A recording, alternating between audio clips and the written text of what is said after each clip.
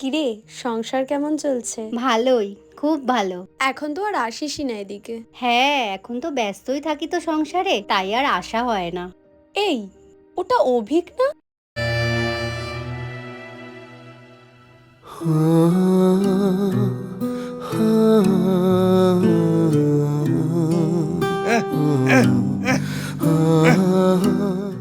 তাহলে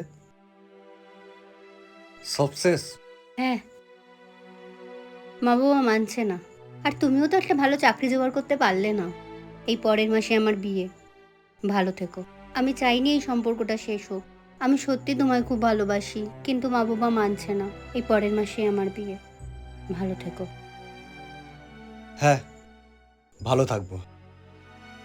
অভিক, প্রেম আমার, ও প্রেম আমার।